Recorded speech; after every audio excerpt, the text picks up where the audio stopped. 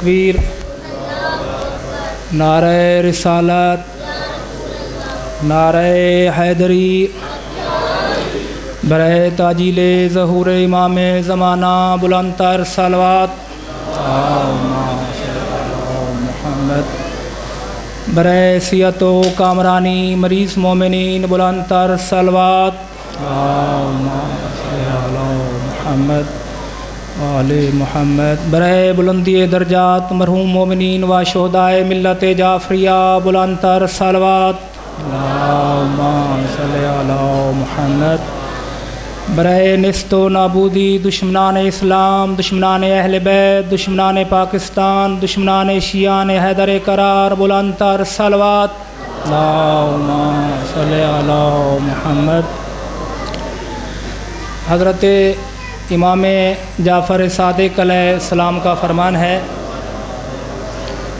امام فرماتے ہیں میرے جد امجد حسین ابن علی کا ذکر زیادہ سے زیادہ برپا کیا کرو، کہیں ایسا نہ ہو کہ لوگ غدیر کی طرح کربلا کو بھی بھول جائیں۔ بلند تر صلوات محمد۔ مومنین کرام، ایک بار پھر آغا صاحب ڈیرہ غازی خان میں تشریف لائے۔ ہم ڈی جی خان کے مومنین کی جانب سے امامیہ organization Pakistan D G Khan region کی جانب سے ہم آغا صاحب کا شکریہ ادا کرتے ہیں اور آغا صاحب کو ہم ویلکم کہتے ہیں، اور ایک دو گزارشات بھی آپ سے کرنی تھیں۔ پہلی بات تو یہ ہے کہ آپ ٹائم کی پابندی کو ملحوظ خاطر رکھیں گے، اور میری مقررین سے بھی گزارش ہے کہ جو ٹائم انہیں دیا گیا ہے اس کی پاسداری کریں گے، اور آغا صاحب ٹھیک کل 4:30 بجے ممبر پہ تشریف لے آئیں گے۔ اور دوسری بات، جو ہمارے بغیر نوجوان کھڑے ہیں سائیکل سٹینڈ پر، جو کار سٹینڈ بنا ہوا ہے، تو اس کے سلسلے میں بھی آپ لوگوں سے گزارش ہے کہ آپ ان کے ساتھ تعاون فرمائیں گے۔ تیسری اور آخری جو ریکویسٹ ہے وہ نیاز کے بارے میں ہے، اور مومنین سے التماس ہے کہ نیاز کے بارے میں بھی مسئلے میں تھوڑا سا آپ لوگ ہم سے کوآپریٹ کریں گے۔ سید نیاز حسین شاہ بخاری صاحب کاؤنٹر پہ موجود ہیں، آپ ان کو بھی نیاز دے سکتے ہیں، اور یا باہر جو نوجوان کھڑے ہوئے ہیں ان کے ساتھ بھی آپ معاونت کر سکتے ہیں۔ بلند تر صلوات محمد۔ مومنین، اب آپ کے سامنے حجت الاسلام والمسلمین علامہ سید عارف حسین جان کاظمی صاحب خطاب فرمائیں گے۔ بلند تر صلوات۔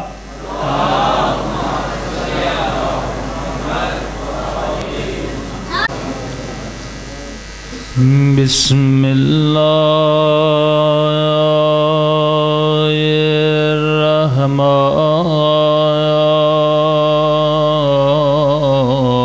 الرحمن الرحیم۔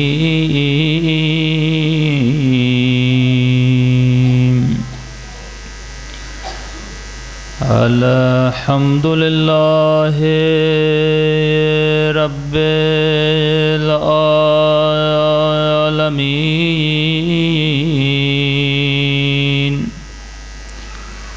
الحمد للہ کما هو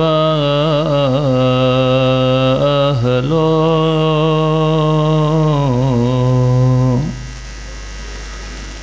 الصلاۃ والسلام علی سید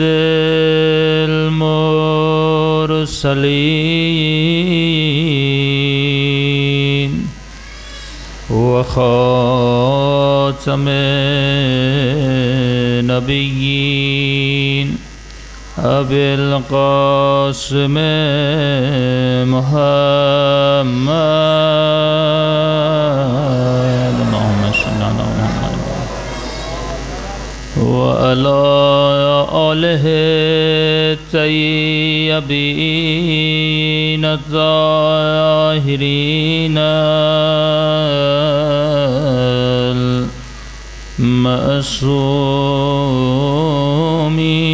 المعصومین۔ سب مل کے اپنے امام کے ظہور کی دعا۔ إلهي عظم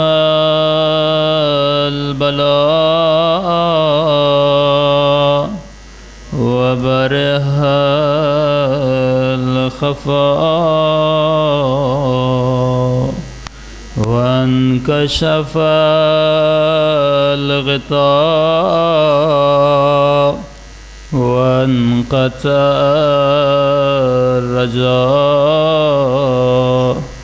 وضاقت الأرض ومنعت السماء وأنت المستعان وإليك المشتكى بلند آواز وعليك المؤول في الشدة والرخاء. صلوات پڑھیں.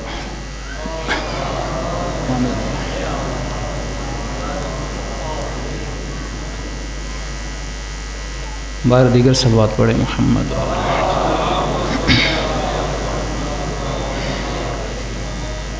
باہر دیگر صلوات پڑھیں. محمد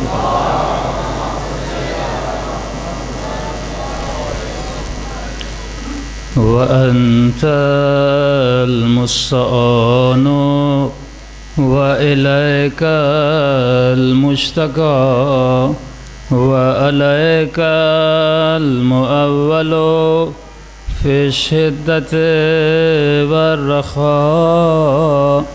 اللهم صل على محمد وآل محمد أولي الأمر الذين فرضت علينا طاعتهم وعرفتنا بذلك منزلتهم ففرج عنا بحقهم فرجا عاجلا قريبا كلمه البصر أو هو أقرب. سب مل کے یا محمد یا علی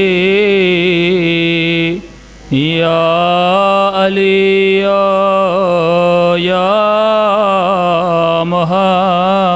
محمد یا محمد یا علی یا علی یا محمد اکفیانی فإنکما کافیا وانصرانی فإنکما ناصرا. یا مولانا یا صاحب زمان الغوث الغوث ادرکنی ادرکنی ادرکنی الساعة الساعة الساعة الأجل الأجل الأجل یا ارحم الراحمین. صلوات پڑھیں. محمد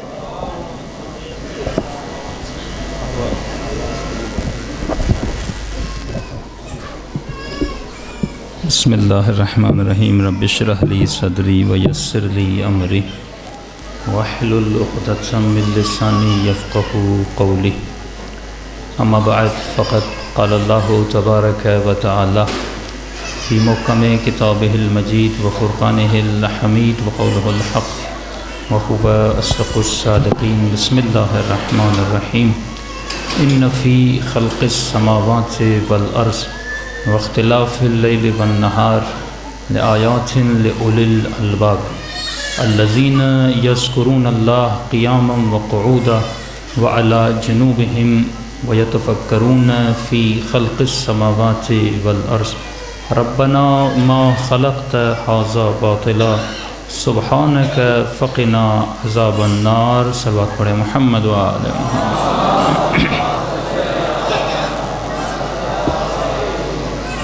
پروردگار عالم، آپ مومنوں کی عزاداری اپنی بارگاہ عالی میں قبول فرما دے، اور جس نیت سے، جس مقصد سے یہ فرش عزا بچھایا گیا، ان مقاصد میں بھی ہم سب کو کامیابی اور کامرانی عطا کرے.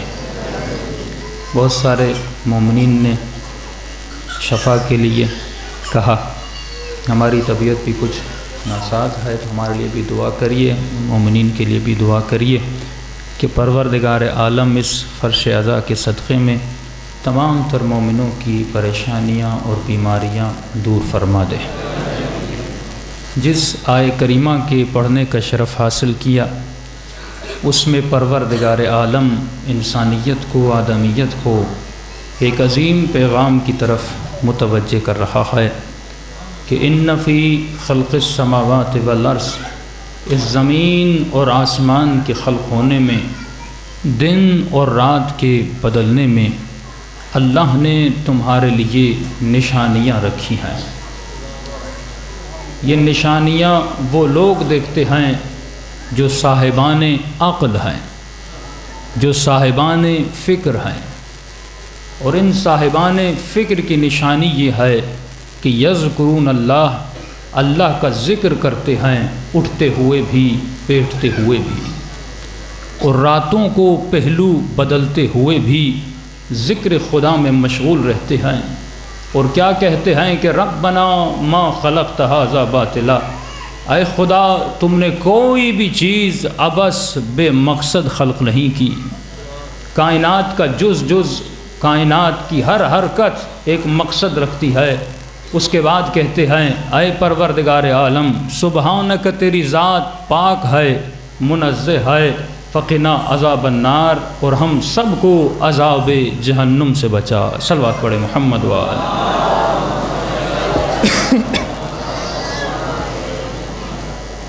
یہ آیت مسلمان کو، انسان کو دعوت فکر دے رہی ہے کہ انسان صرف ذکر کافی نہیں ہے. اگر کسی منزل تک پہنچنا چاہتے ہو تو پہلے فکر کرو، اس کے بعد ذکر کرو.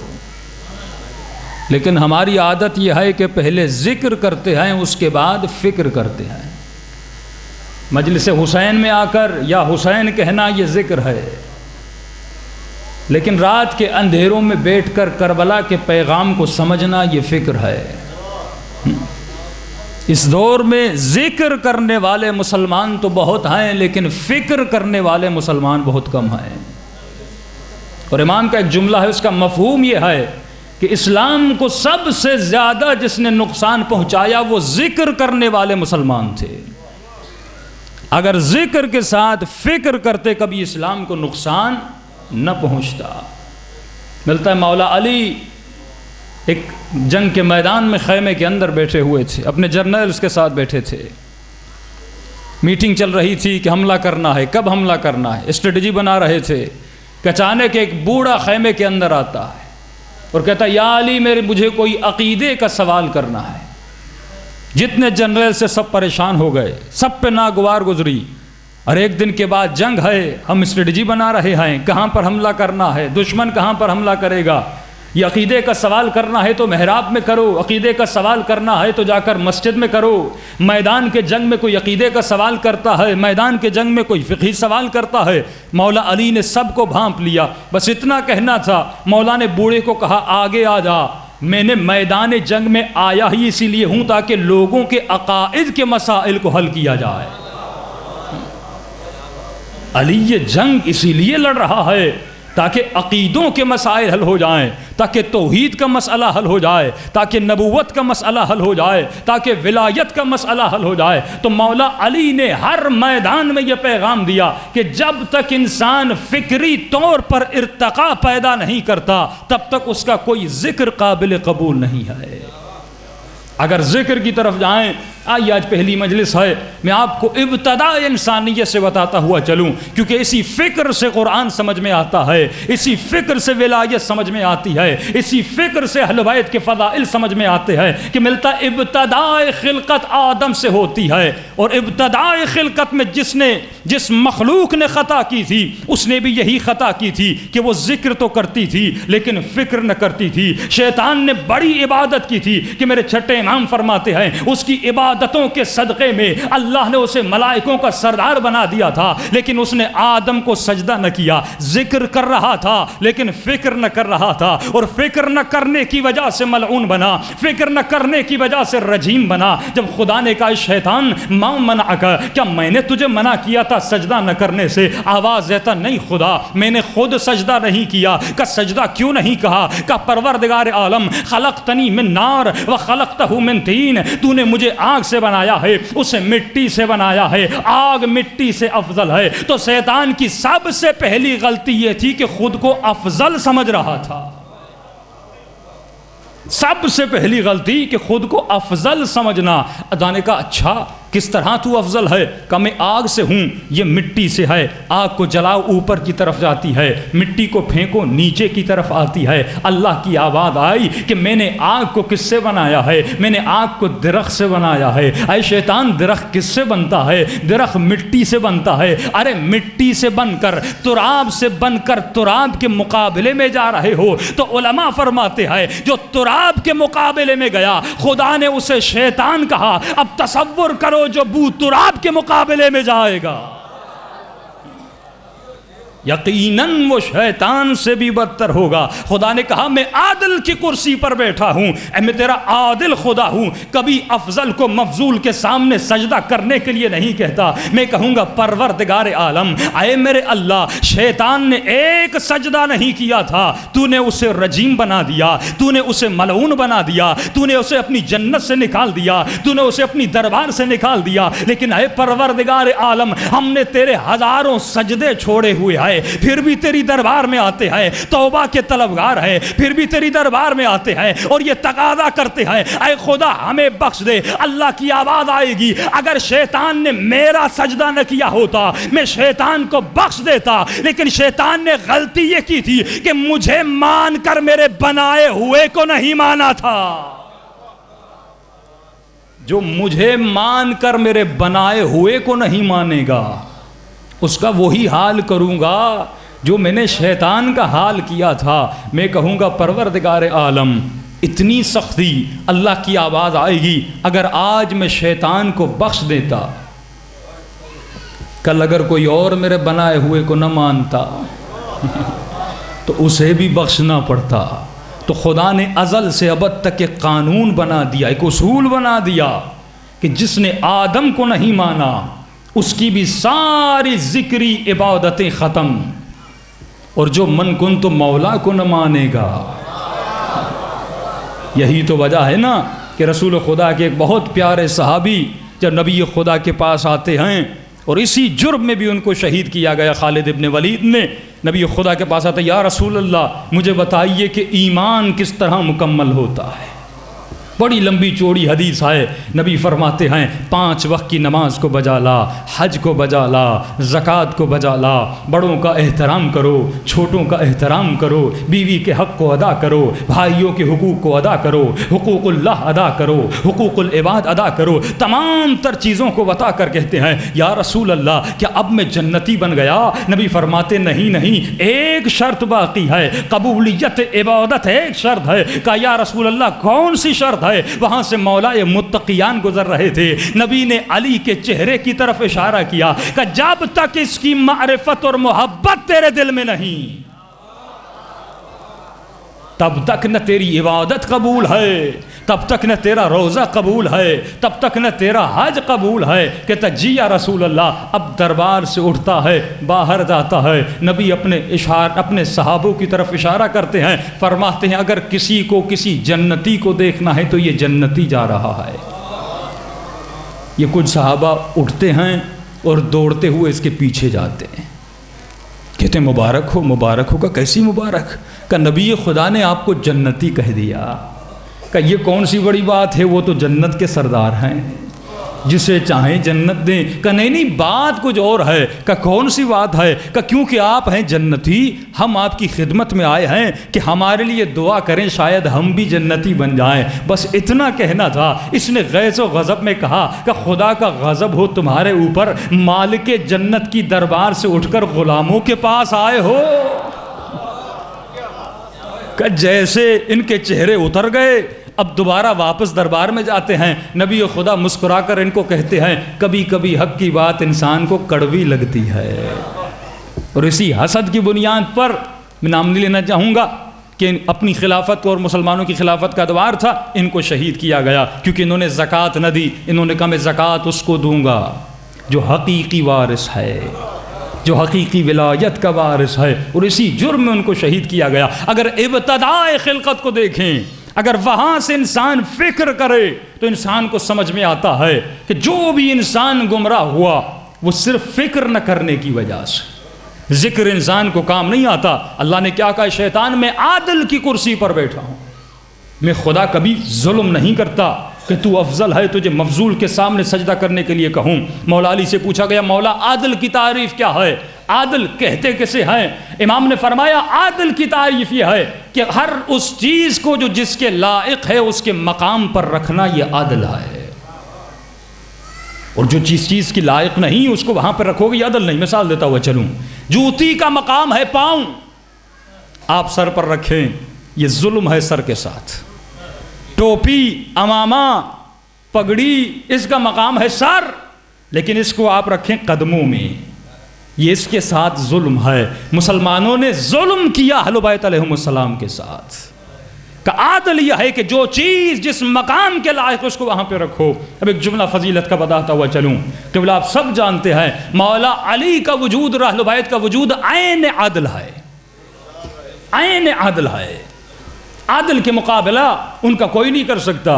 اور سب جانتے ہیں کہ اسلام میں 2 شادیوں کی بھی اجازت ہے، 3 شادیوں کی بھی اجازت ہے، لیکن مولا علی نے جب تک جناب زہرا تھی کوئی شادی نہیں کی۔ علماء فرماتے عدل ہے برابری۔ اگر مولا علی کسی اور خاتون کو گھر میں لاتے تو یہ عدل نہیں تھا، کیونکہ زہرا جیسی کوئی اور تھی نہیں۔ اور جب تک جناب خدیجہ تھی رسول خدا نے دوسری شادی نہیں کی، یعنی نبی نے بتا دیا یہ میری بیوی اور ہے، دوسری اور ہے۔ ام المسلمین اور ہوتی ہیں، ام المعصومین اور ہوتی ہیں۔ جب تک جناب خدیجہ تھی نبی خدا نے دوسری شادی نہیں کی۔ یہ عین عادل ہے۔ اور آپ سب جانتے ہیں پوری کائنات میں یہ قرآن کا فیصلہ ہے، 2 ہی بطول آپ کو ملیں گی قرآن کی نظر سے، ایک بطول جناب مریم، ایک بطول جناب زہرا۔ بی بی کی تو شادی ہو گئی معصوم کے ساتھ، لیکن جناب مریم کی شادی نہیں ہوئی۔ علماء فرماتے کیوں نہیں ہوئی؟ کہ کیونکہ مریم تھی صدیقہ، مریم تھی بطول، مریم تھی طاہرہ، اور اللہ کا قانون ہے کہ معصوم کی شادی معصوم سے ہوتی ہے۔ اب شرط تھی جناب مریم کی شادی اس سے ہوتی کہ جو نبی ہوتا، لیکن خدا نے کہا کیونکہ مریم کا کفر نہیں ہے، میں فطرت کے قانون کو بدلوں گا لیکن عصمت کے قانون کو نہیں بدلوں گا۔ لیکن میں کہوں اے خدا، ایک نبی پیدا کر دیتے، کہ آپ کے خزانے میں کوئی کمی آنی تھی؟ اللہ جانے شاید خدا کا یہ جواب آتا کہ اگر مریم کی شادی ہو جاتی کسی نبی سے تو اس نبی کو علی کو یہ کہنے کا حق تھا کہ یا علی اگر تیرے گھر میں بطول ہے تو میرے گھر میں بھی بطول ہے۔ اللہ نے قیامت تک گوارا نہیں کیا کہ کوئی علی سے ہمسری کر سکے، کوئی علی سے برابری کر سکے۔ لوگ کہتے ہیں، آپ کہتے ہیں کہ علی کعبے میں آئی عادل خدا تھا۔ اگر کعبے میں آنا علی کی فضیلت ہے تو نبی کعبے میں کیوں نہیں آئے؟ میں ان کو کہنا چاہوں گا پوری کائنات میں 2 حرم ہیں، ایک حرم اللہ، ایک حرم النبی۔ نبی آئے اپنے گھر میں، وہ نبی کا حرم، علی آئے اللہ کے گھر میں، وہ اللہ کا حرم۔ اب کیونکہ جناب زہرا کی ولادت ہوئی نبی کے حرم میں، اب شادی وہ کرے یا بی بی جیسا ہو یا بی بی سے افضل ہو۔ کل اگر جناب زہرا علی سے کہیں کہ یا علی میں نبی کے گھر میں آئی ہوں، تو علی بھی یہ کہیں اگر آپ نبی کے گھر میں آئی ہیں تو میں اللہ کے گھر میں آیا ہوں۔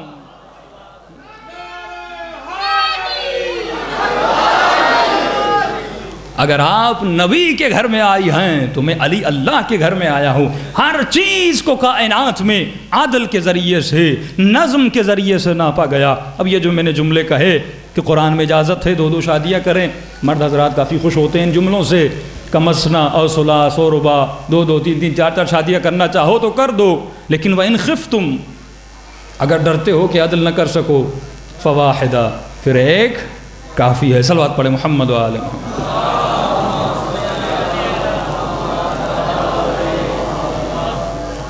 عدل پروردگار عالم کو سمجھنا بہت ہی ضروری ہے، اور خدا نے آپ کی بناوٹ کے حوالے سے بھی یہی کہا کہ انسان میں نے تجھے عدل کے اعتبار سے بنایا، خلقکم فسواکم، میں نے تمہارا تسویہ کیا، اور تمہارے اوپر بھی لازم ہے کہ اپنے گھر میں، اپنے معاشرے میں عدل کے ساتھ چلو۔ اب دیکھیے امام جعفر صادق علیہ السلام، مولا فرماتے ہیں کہ اللہ نے تمہاری آنکھوں کو وہاں رکھا جہاں رکھنی چاہیے تھی، تمہارے کانوں کو وہاں رکھا جہاں رکھنے چاہیے تھے۔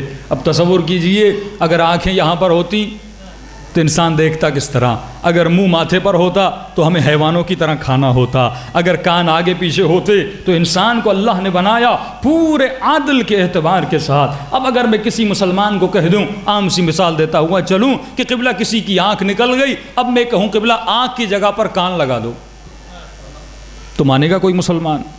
کہے گا بھائی یہ کیسے بے وقوفی والی باتیں کر رہے ہیں، آنکھ کی جگہ آنکھ آتی ہے، جو آنکھ کا کام ہے وہ کان کا کام نہیں ہے۔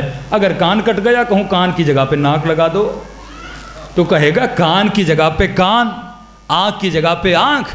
جو آنکھ کا کام ہے وہ کان نہیں کر سکتے، جو کانوں کا کام ہے وہ آنکھیں نہیں کر سکتی، جو ناک کا کام ہے وہ کوئی اور عضو نہیں کر سکتا، ہر عضو اپنا کام کرتا ہے۔ تو ہم بھی یہی کہتے ہیں کہ معصوم کی جگہ پر معصوم کو بٹھا، عادل کی جگہ پر عادل کو بٹھا، عالم کی جگہ پر عالم کو بٹھا، جاہل کی جگہ پر جاہل کو بٹھا، جو جس کا کام ہے وہ اسی سے لے۔ اب اگر میں کسی شخص کو کہوں، اس کی آنکھ پر آ کر پھول رکھ دوں اور کہوں سونگ کے بتا اس میں خوشبو کتنی ہے، تو کہے گا قبلہ یہ آپ کیسی باتیں کریں، آنکھ کا کام سونگنا نہیں ہے، دیکھنا ہے۔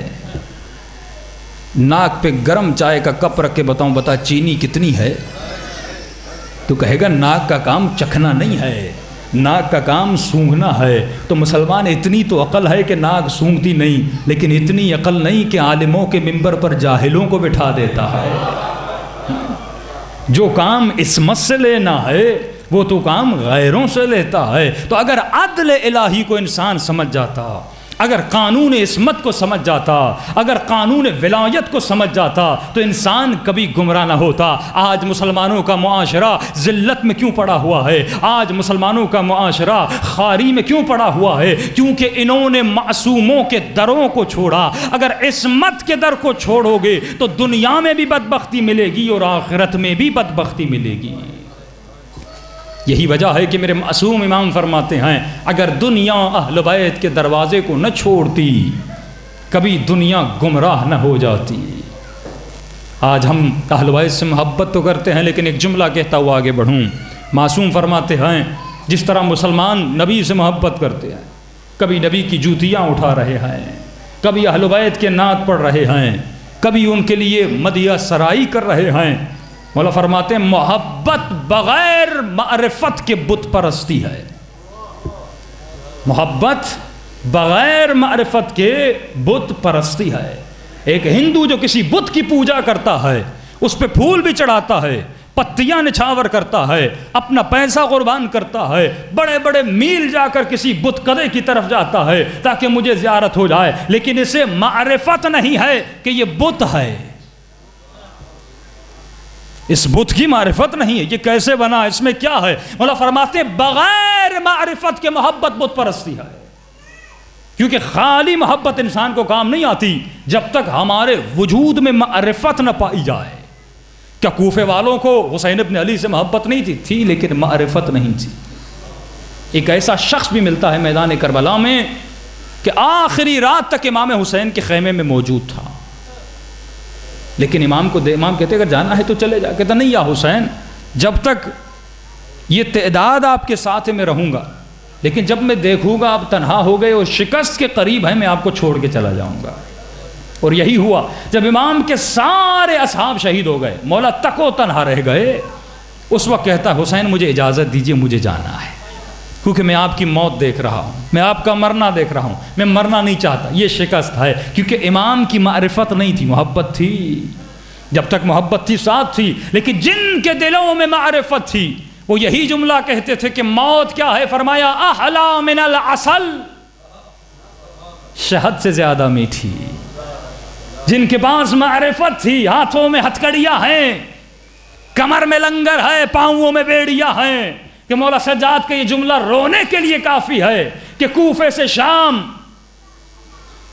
کربلا سے کوفہ، مولا فرماتے ہیں میں رکوع کی حالت میں گیا ہوں، لیکن اتنی مظلومیت کے بعد بھی ایک جملہ فرماتے ہیں جب بی بی زینب کو مسخرہ طور پر یزید مزاحیہ طور پر کہتا ہے کہ زینب دیکھا اللہ نے تیرے ساتھ کیا کیا، عجیب جملہ ہے، فرماتی ہے ما رأیت الا جمیلا، میں نے حسن کے علاوہ کچھ نہیں دیکھا۔ یہ کیسا حسن ہے؟ یہ معرفت سے ملتا ہے۔ آج ہم موت سے ڈر جاتے ہیں، آج ہم موت سے خوف زدہ ہو جاتے، کیوں؟ فکر نہیں ہے۔ اگر فکر ہوتی انسان کبھی موت سے نہ گھبراتا۔ امام فرماتے ہیں اے مومن اپنی فکر کو ارتقا کر، جب فکر میں معرفت آ گئی، اب جب ذکر کرو گے اس ذکر میں لذت بھی ملے گی۔ مثال دوں قبلہ، آیت اللہ زنجانی تھے مشہد میں اور آیت اللہ خوئی۔ جب مشہد میں لوگ اعتراض کرتے تھے بھائی امام علی ایک رات میں 1000 رکعت نماز کیسے پڑھ لیتے تھے، یہ تو ناممکن ہے۔ آیت اللہ زنجانی نے ثابت کیا، مولا رضا کے حرم میں پوری رات میں 1000 رکعت پوری کی، کہ اگر انسان کرنا چاہے تو کر سکتا ہے۔ اور آیت اللہ خوئی اپنی کتاب میں لکھتے میں نے بھی کوشش کی لیکن 700 رکعت پڑھ سکا، تھوڑے ہیلدی تھے وہ، کہ 700 رکعت میں پڑھ سکا، صرف اس لیے کہ مولا کی حجیت کو بیان کیا جائے۔ کلی اگر عبادت کرتے تھے اے انسان تو بھی کر سکتا ہے اگر زحمت کر، اگر 1000 نہیں تو 500 رکعت تو پڑھ سکتا ہے نا، 1000 رکعت نہیں 700 رکعت تو پڑھ سکتا ہے۔ علماء نے اہل بیت کی معرفت کو بیان کرنے کے لیے بیان کیا۔ یہ کرکٹر جو کھیلنے جاتے ہیں نا، کیونکہ کرکٹ کا عشق ہے، جو انسان فٹ بال کا عشق رکھتا ہے، کھیلتے کھیلتے ان کے پاؤں کے گھٹنے ٹوٹ جاتے ہیں، کبھی کبھی انگلیوں کی ہڈیاں ٹوٹ جاتی ہیں، لیکن کیونکہ کرکٹ سے عشق ہے ان کو پتہ نہیں چلتا، گھر پہنچنے کے بعد پتہ چلتا ہے انگلی ٹوٹ گئی ہے۔ بچے جب مارکیٹ میں یا بازاروں میں کھیلتے ہیں بہت ساری چوٹیں لگتی ہیں، لیکن بچوں کو پتہ نہیں چلتا کیونکہ اس گیم سے، اس کھیل سے پیار ہے، عشق ہے، اسے پتہ نہیں چلتا۔ لیکن ہم 2 رکعت نماز پڑھتے ہیں تھک جاتے ہیں۔ اگر عشق ہوتا کبھی تھکاوٹ نہ ہوتی۔ یہ عشق علی تھا نا کہ حالت نماز میں تیر نکالا جاتا ہے لیکن مولا کو پتہ نہیں چلتا۔ مولا فرماتے ہیں عشق نماز، عشق عبادت، عشق اہل بیت تب تیرے وجود میں آئے گا جب اہل بیت کی معرفت تیرے وجود میں آئے گی۔ صلوات پڑھیں محمد و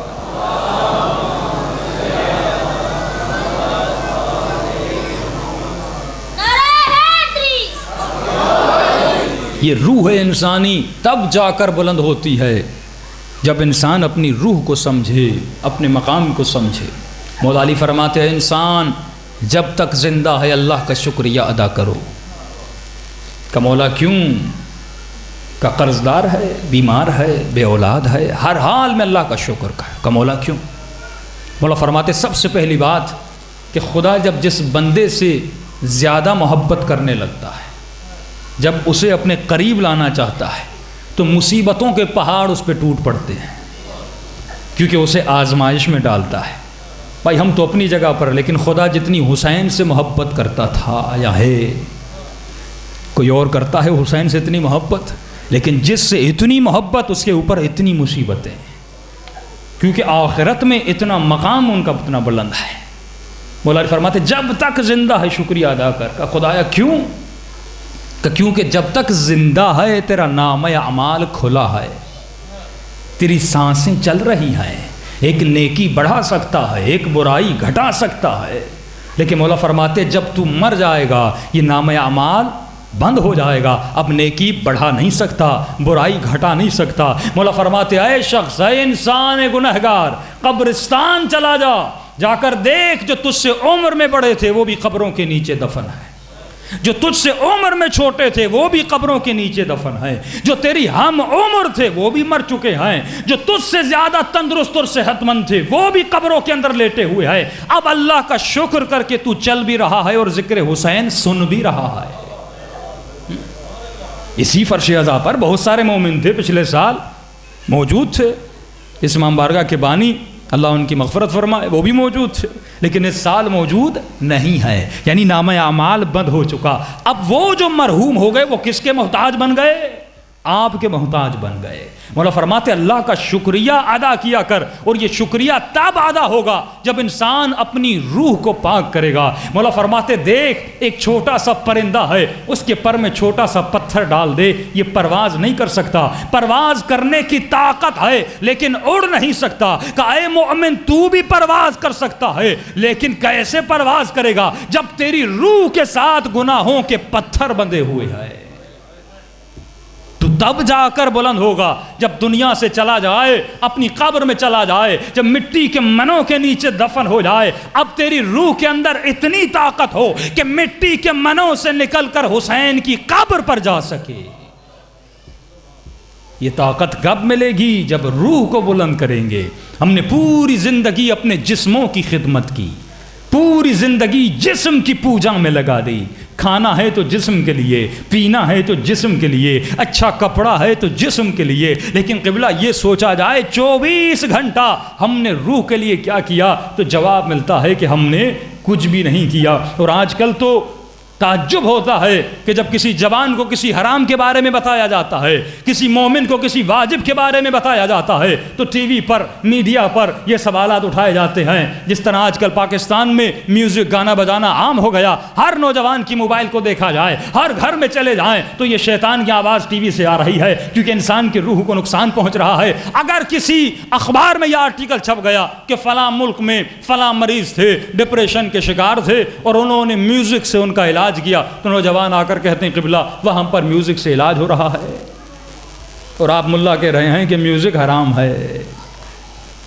تو اس طرح اگر فائدے کے پیچھے جاؤ گے تو قرآن نے تو اتنا بھی کہہ دیا کہ شراب کے بھی کچھ فائدے ہیں،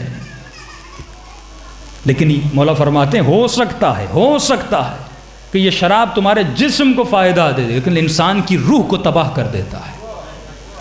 یہ جو ڈپریشن کا شکار ہیں، اپنا علاج کروا رہے ہیں، ہو سکتا ہے کہ جسموں کو شفا مل جائے لیکن روح تباہ ہو جاتا ہے۔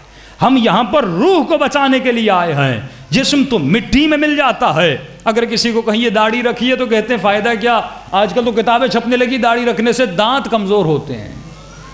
بڑی بات ہے، جس نے دانت دیے اس کو نہیں پتا، اور ہمارے ڈاکٹرز کو اتنا پتا چل گیا کہ داڑھی سے دانت کمزور ہوتے ہیں۔ بھائی اگر دانت کمزور ہو رہے تھے تو سلمان فارسی کی اتنی عمر تھی، ان کا تو دانت نہیں گرا، اتنے اصحاب رسول پائے گئے، ان کو تو کچھ نہیں ہوا۔ یعنی عجیب عجیب حربوں سے اسلام کے فقہی مسائل کو، بھائی زیادہ پردہ نہ کرو، پردے سے خواتین کی وٹامن ڈی کم ہو جاتی ہے۔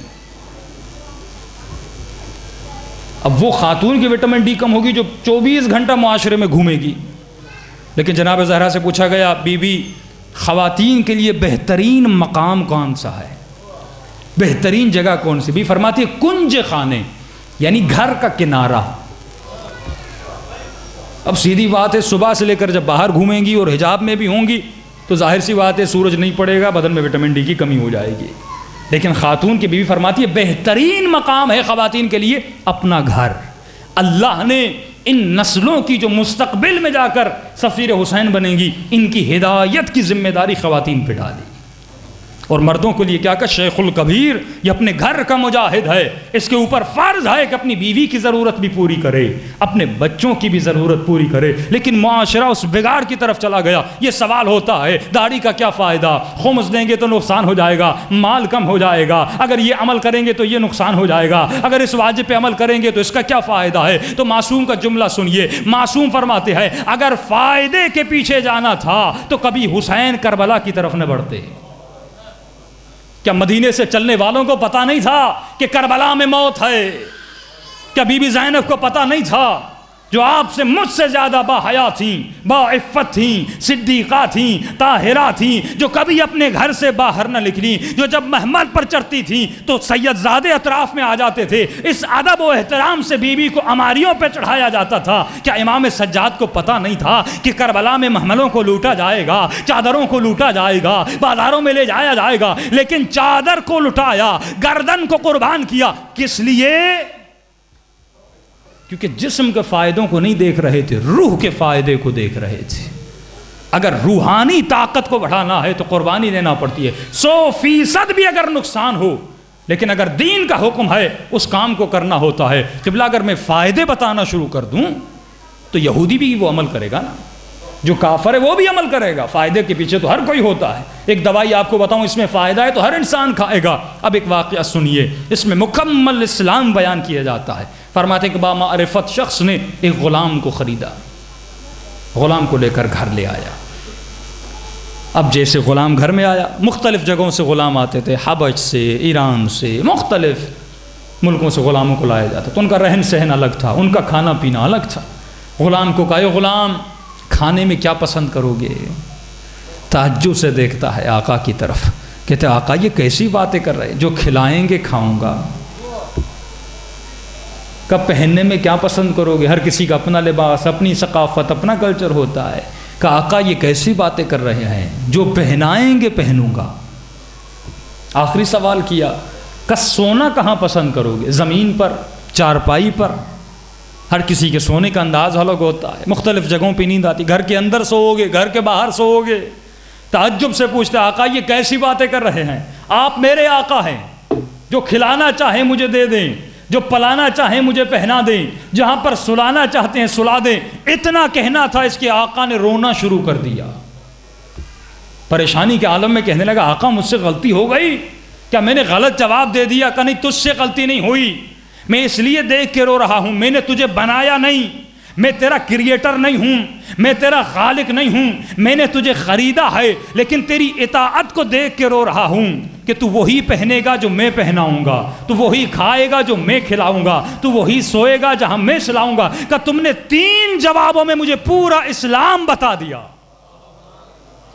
لیکن جو خدا مجھے پہنانا چاہتا ہے میں وہ نہیں پہنتا، جیسا خدا مجھے دیکھنا چاہتا ہے ویسا ہم نہیں بنتے، جو خدا ہمیں کھلانا چاہتا ہے ویسا ہم نہیں کھاتے، جہاں پر خدا سونے کا کہتا ہے ہم وہاں نہیں سوتے۔ تو اگر اس غلام کی زندگی کو دیکھیں اور اپنی زندگیوں کو بدلیں، مولا فرماتے ہیں 5 منٹ کے لیے سوچ، یہ تفکر ساعہ، 1 گھنٹے کا سوچنا کیوں 70 سال کی عبادت سے افضل ہے؟ کیونکہ سوچ کے ذریعے سے انسان کو ہدایت ملتی ہے۔ صلوات پڑھے محمد و آلہ۔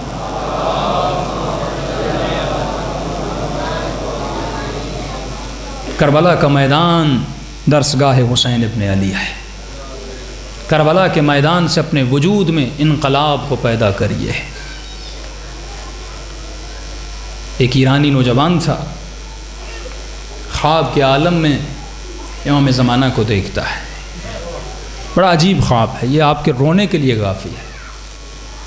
کہتا میں نے امام کو دیکھا خواب کے عالم میں کہ میرے گھر کے دروازے کی گھنٹی بجی۔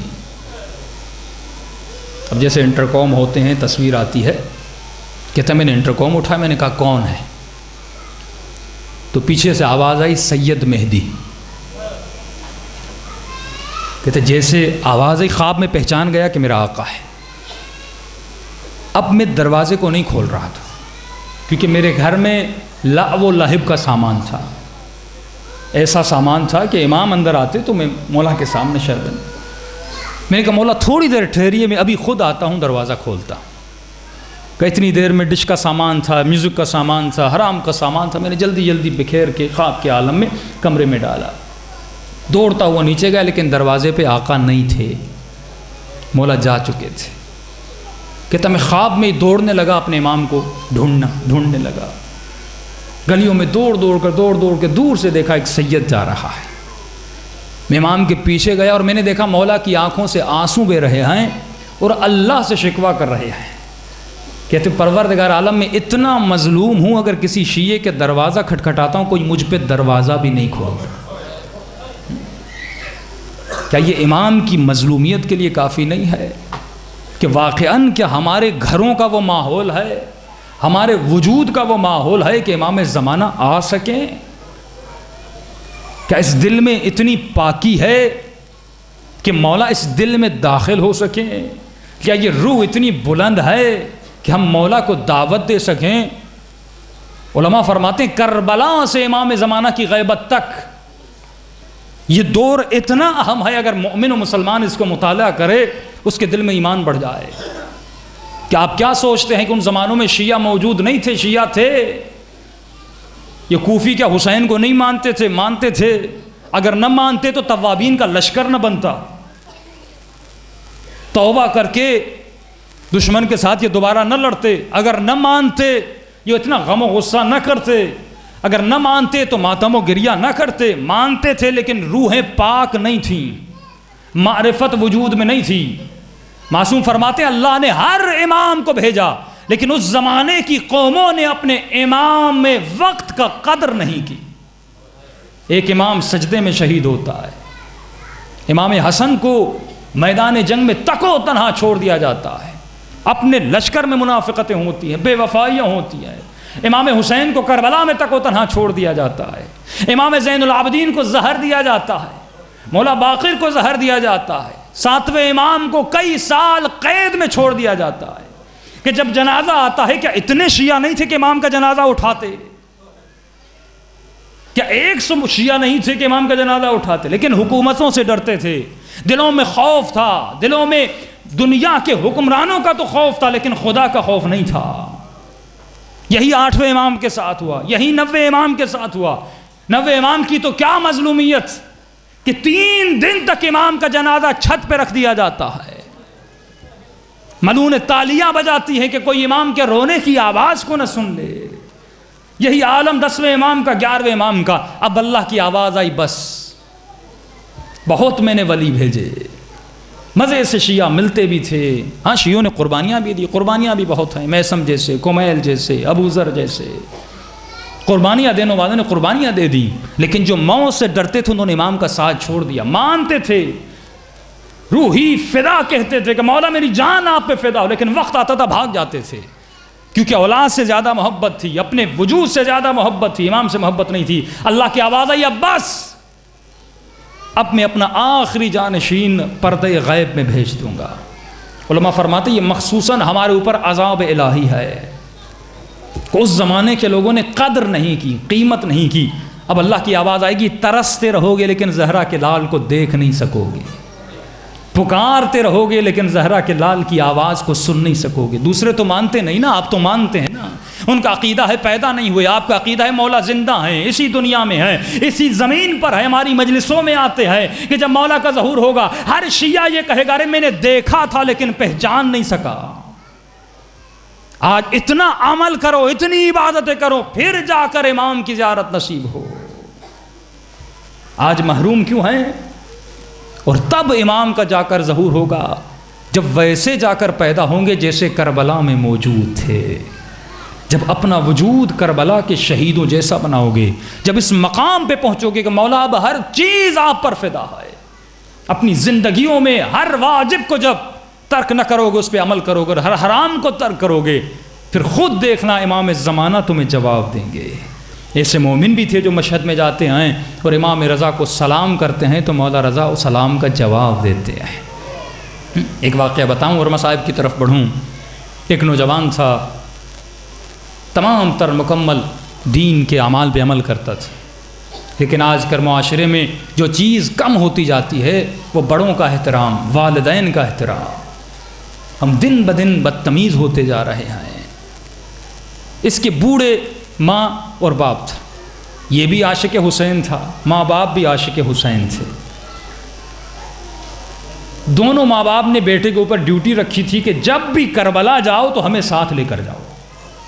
اب کہتا تھا دونوں کو، کیونکہ چل نہیں سکتے تھے، اس کے پاس ایک گدھا تھا، باپ کو گدھے پہ بٹھاتا تھا اور خود گدھے کو چلاتا تھا۔ سفر بھی بہت تھا، گاڑیوں کا زمانہ نہیں، چلے جاتا تھا۔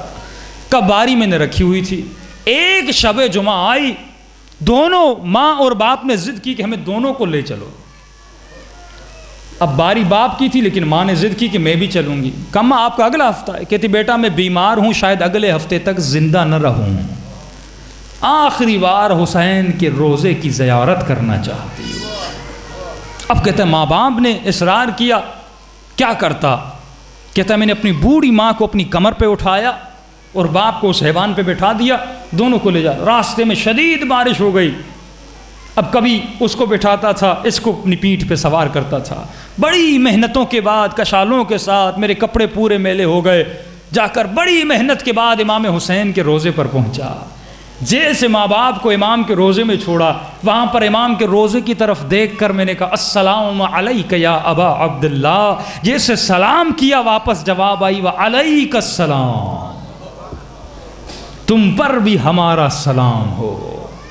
واقعاً اگر انسان اپنا کردار بناتا ہے، اپنی رفتار بناتا ہے تو اہل بیت بھی انسان کو جواب دیتے ہیں. آج ہم محروم ہیں ان آوازوں سے، آج ہم محروم ہیں اہل بیت کی زیارتوں سے.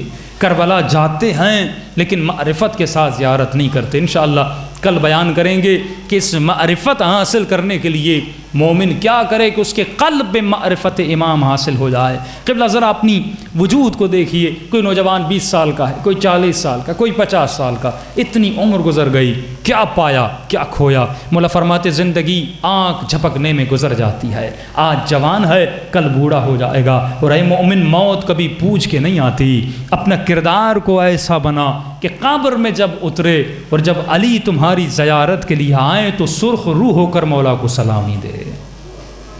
یہ نہ ہو کہ ہمارے کردار کی وجہ سے، رفتار کی وجہ سے اہل بیت ناراض ہو جائیں.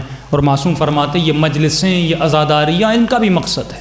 صرف ذکر کے لیے آپ یہاں نہیں آئے، فکر کے لیے آئے ہیں. یہ نہیں کہ ذکر سنا، گریہ کیا، مجلس سے واپس چلے گئے. مولا فرماتے نہیں، جس مومن کا آج اس کے کل سے بہتر نہیں، اس پہ اللہ کی لعنت ہوتی ہے. آپ کا آج آپ کے کل سے بہتر ہونا چاہیے. اگر کل 10 برائیاں تھی تو آج 5 کم ہونی چاہیے. اگر کل کوئی خاتون بے حجاب تھی آج حجاب کے ساتھ آئے. اگر کوئی کل کسی واجب کو ترک کرتا تھا کوئی جوان آج اس واجب پہ عمل کرے. مولا فرماتے اپنے نفس کو جھکا.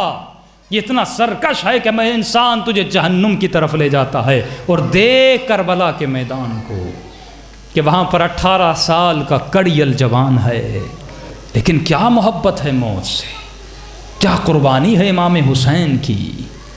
جہاد تو مردوں پہ واجب ہوتا ہے نا، لیکن بیویوں نے جو کربلا میں قربانیاں دی ہیں.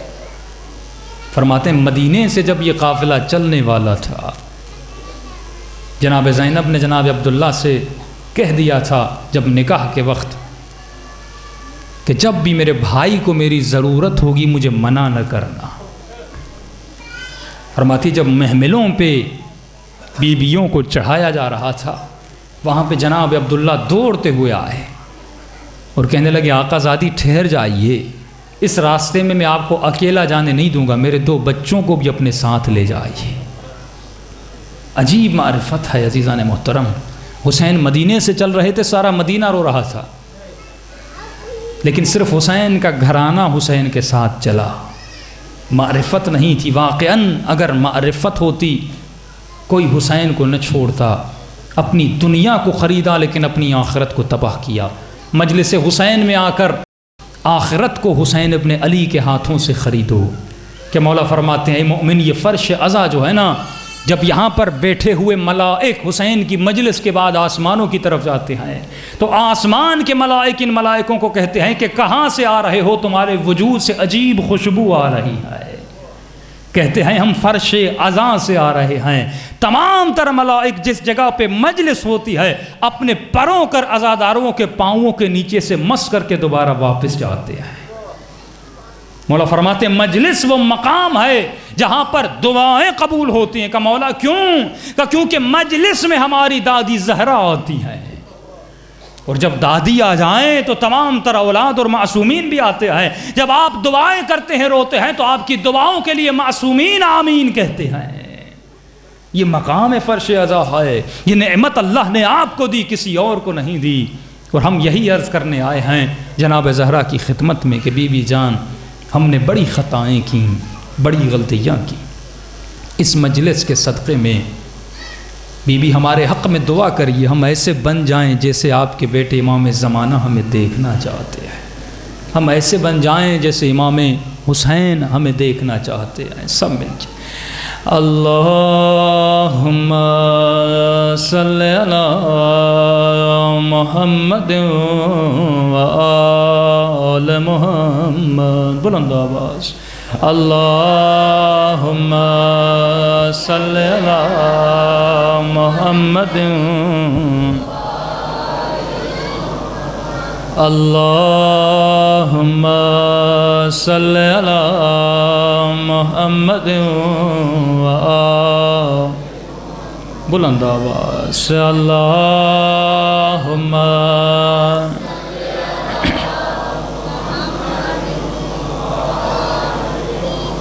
اللہم صلی علی محمد و آل، اللہم صلی علی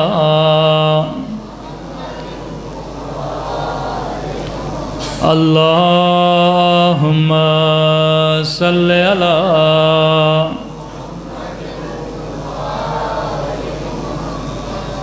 وَأَجِّلْ فَرَجَهُمْ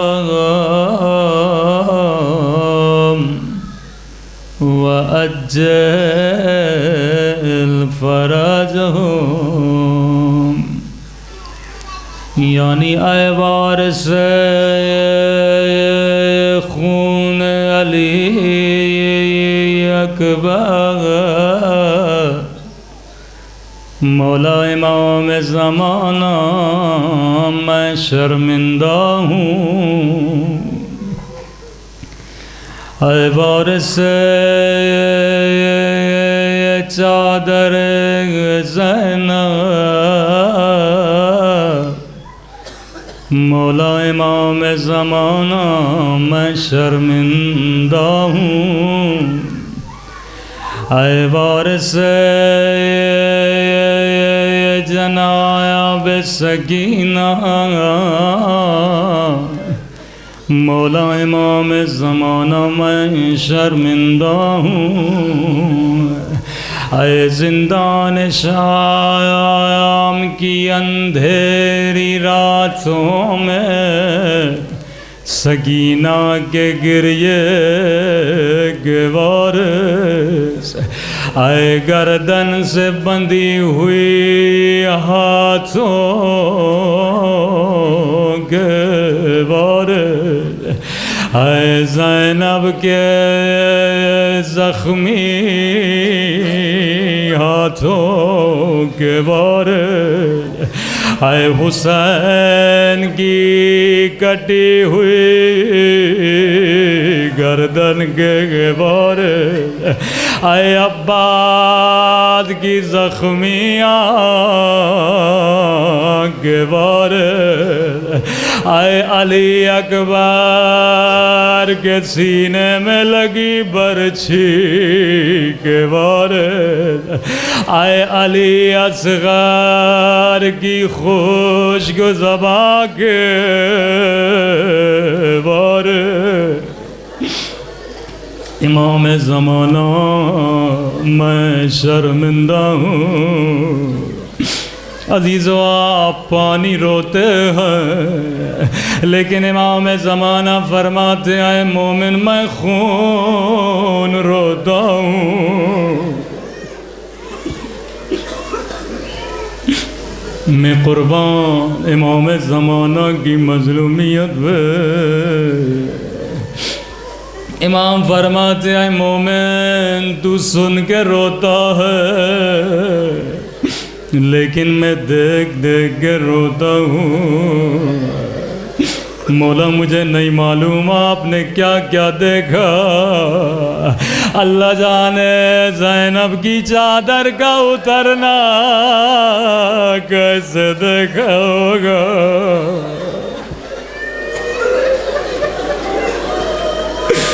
اللہ جانے سکینہ کے دروں کا چھلنا کیسے دیکھا ہوگا،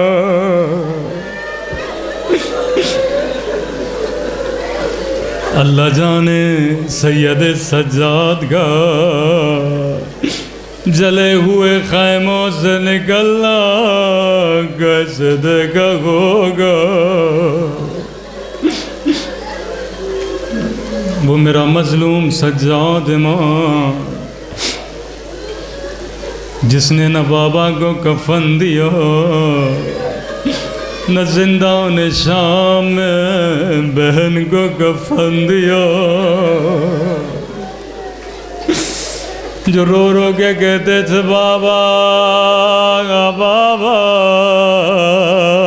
بابا بابا آپ مجھ سے پوچھئے میں نے دربار میں زینب کا جانا کیسے دیکھا، بابا مجھ سے پوچھئے میں نے سکینہ کی کلائیوں پہ زخموں کے نشان کیسے دیکھے.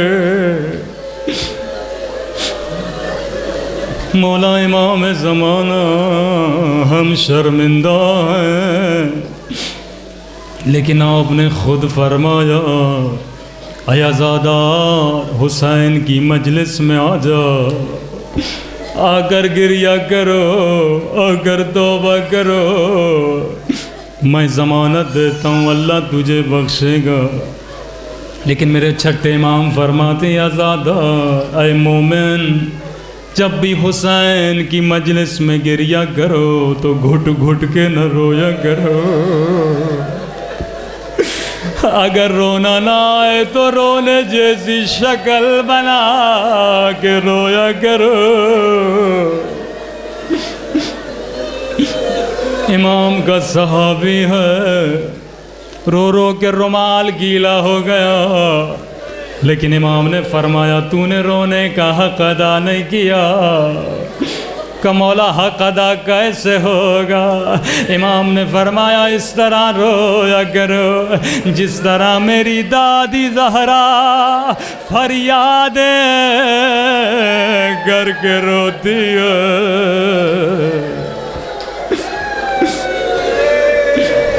یہ میرا ایمان ہے، یہ میرا یقین ہے. جناب زہرا مجلس میں موجود ہیں، چھٹے امام کے جملے ہیں اے مومن ابھی تو رویا نہیں، رونا چاہتا ہے، ابھی تیری آنکھوں سے آنسو نہیں بہے، لیکن تمہارے سروں کے پیچھے وہ ہماری دادی زہرا کھڑی ہو جاتی ہے اور دعا کے لیے ہاتھوں کو بلند کرتی ہے اور دعا کرتی ہے خدا یہ میرے حسین کا عزادار ہے،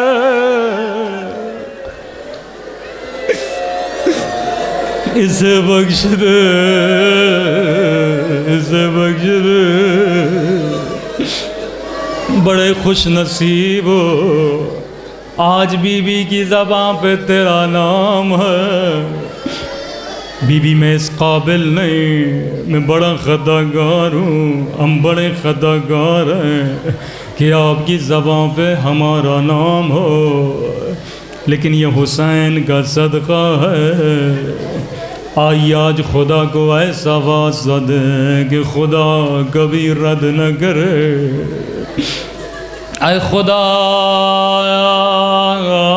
تجھے واسطہ اس درد بھرے منظر کا جب سادات کا قافلہ مدینے سے چلنے لگا تھا، ایک بیمار بی بی تھی جو ہم شکل زہرا تھی. امام حسین نے فرمایا عباس سب بیویوں کو کہو صغرا سے خدا حافظ کہیں، گھر کی چابیاں صغرا کو دے دے. سب بیویاں خدا حافظ کرتی تھیں، چابیاں سغرا کو دیتی تھیں، جناب سغرا خاموش تھی، آنکھوں سے آنسو بہ رہے تھے مگر کچھ نہ کہتی تھیں۔ یہاں جناب زینب نے سینے سے لگایا، کہا سغرا خدا حافظ، اگر زندگی رہی تو پھر ملیں گے۔ جیسے بی بی چلنے لگی، سغرا نے زینب کا دامن پکڑ لیا، کہا پھپھی اماں میں سمجھ گئی میرے بابا کا گھر اجڑنے والا ہے۔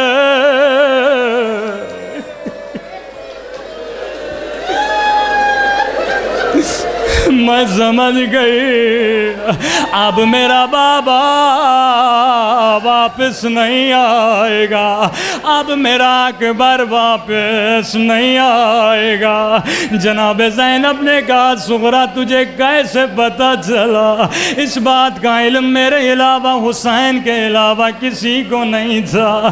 جناب سغرا رو کے کہتی ہے پھپھی اماں میں بیمار ہوں، کل کی رات مجھے نیند نہیں آئی تھی، آدھی رات کا وقت تھا، آسمان سے ایک نوری عماری اتری تھی، اس نوری عماری سے ایک کالے برقعے میں بی بی آئی تھی، ہائے زمین سے خاک کو اٹھاتی تھی اور اپنے سر پہ لگاتی تھی اور رو کے کہتی تھی میرے لال حسین تیری ماں زہرا تجھے کہاں روئے گی، کیا کربلا میں روئے گی یا بازار کوفہ میں؟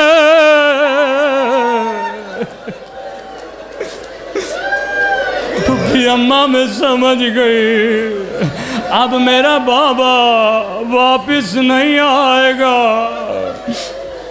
ساری بیویاں بہت روئیں، حسین کے گھر میں کوہرام بپا ہو گیا۔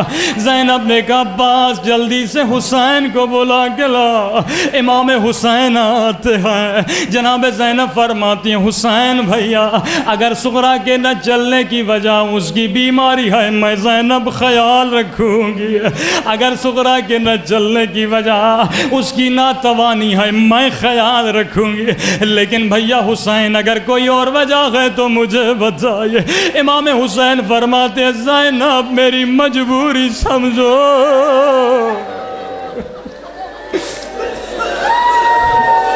کہ بھیا حسین بتائیے کیسی مجبوری؟ کہ زینب اگر سننے کی طاقت ہے دل پہ ہاتھ رکھ کے سننا، کہ زینب بہن میرے جانے کے بعد تمہارے ہاتھوں میں رسیاں باندھی جائیں گی، تمہارے ہاتھوں کو سروں کے پیچھے باندھا جائے گا اور تمہارے سروں سے چادروں کو چھینا جائے گا، کبھی شرابی کی دربار میں کبھی کوفے کی بازار میں۔ لیکن بہن زینب سنو گی میری مجبوری کیا ہے؟ جی میرے بھیا حسین بہن زینب جتنے بچے ہمارے ساتھ چل رہے ہیں ان میں سے کسی کی شکل بابا غلی سے ملتی ہے، کسی کی شکل حسن سے ملتی ہے، لیکن بہن زینب او میری سغرا کی شکل میری اماں زہرا سے ملتی ہے، او میں حسین کیسے برداشت کروں میری اماں کی شبیہ بازاروں میں؟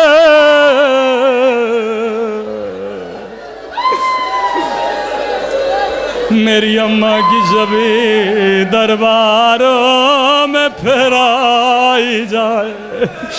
بس ایک جملہ زحمت تمام کروں، مولا یہ اماں کی شبیہ تھی، اماں نہیں تھی، لیکن برداشت نہیں کیا کوئی سغرا کو تماچے مارے کیونکہ اماں کی شبیہ تھی، برداشت نہیں کیا کوئی تازیانے مارے کیونکہ اماں کی شبیہ تھی۔ مولا اس وقت کیسے برداشت کیا ہوگا وہ جب زہرا در اور دیوار کے درمیان تھی، وہ جب ظالم تازیانے